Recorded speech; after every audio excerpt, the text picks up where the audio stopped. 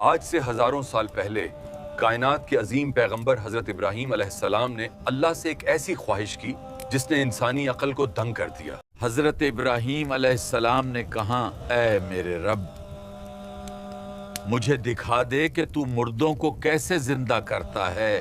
تو بھی یہ سب کون سا نبی تھا جو اللہ سے یہ سوال کر سکتا؟ تو حضرت ابراہیم علیہ السلام نے اللہ کے حکم پر ان پرندوں کو ذبح کر کے ان کا گوشت مکس کر دیا، اور پھر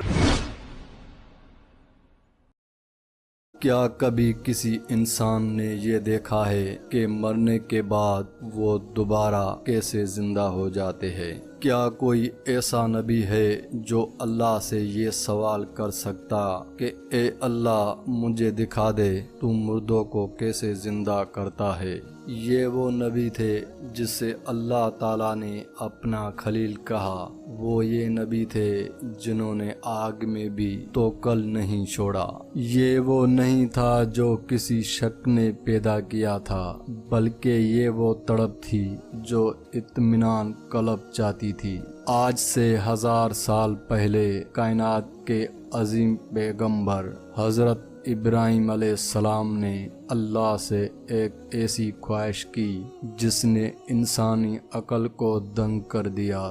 حضرت ابراہیم علیہ السلام نے کہا، اے میرے رب، مجھے دکھا دے کہ تو مردوں کو کیسے زندہ کرتا ہے۔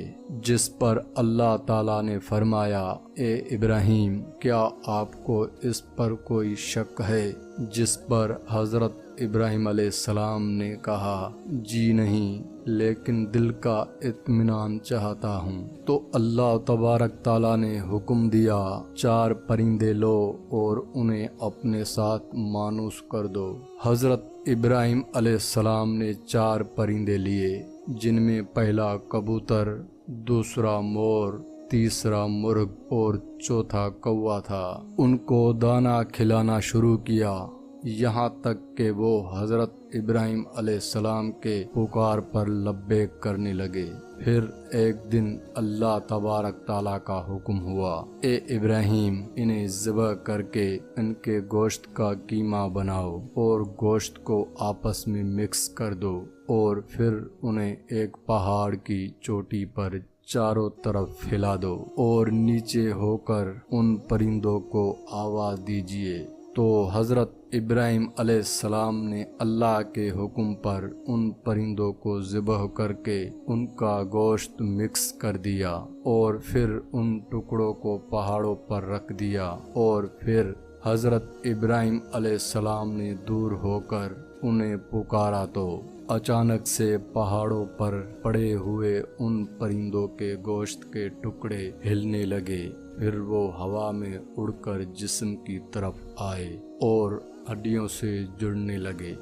گوشت زندہ ہونے لگا اور وہی پرندے زندہ مکمل اڑتے ہوئے حضرت ابراہیم علیہ السلام کے سامنے آ کے کھڑے ہوئے۔ یہ صرف پرندے نہیں تھے، یہ اعلان تھا کہ زندگی اور موت صرف اللہ کے ہاتھ میں ہے۔ آج انسان کہتا ہے، مرنے کے بعد کیسے اٹھیں گے؟ جب ہڈیاں مٹی بن جائیں گی پھر کیا ہوگا؟ لیکن وہ اللہ تعالیٰ ہے جو پرندوں کی بکھرے ہوئے ٹکڑوں کو بھی جوڑ سکتا ہے۔ وہ انسانوں کو دوبارہ کیوں نہیں اٹھا سکتا؟ یہ واقعہ صرف تاریخ نہیں، یہ ہر اس دل کے لیے ہے جو قیامت پر سوال کرتا ہے۔ حضرت ابراہیم علیہ السلام نے دیکھا اور ان کا دل مطمئن ہو گیا، اور آج یہ قصہ ہمیں یاد دلاتا ہے کہ ایمان صرف ماننے کا نام نہیں ہے، ایمان اللہ کی قدرت کو پہچاننے کا نام ہے، کیونکہ جو اللہ مردوں پرندوں کو زندہ کر سکتا ہے، وہ قیامت کے دن ہم سب کو زندہ کیوں نہیں کر سکتا؟ بے شک وہی رب کریم ہے جو کائنات کا مالک ہے، جو مردوں کو زندہ کرتا ہے۔